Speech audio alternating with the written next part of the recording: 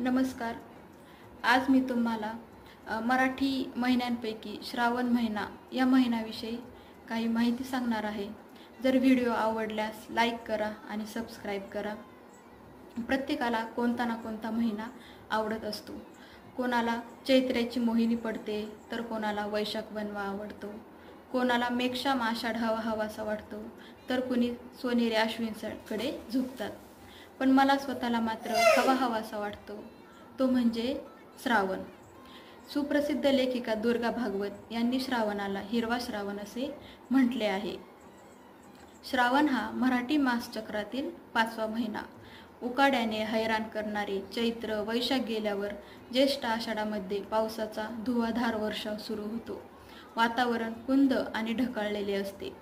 अशा वेळी घराबाहेर पडणे सुद्धा पुष्कळदा अवघड होते.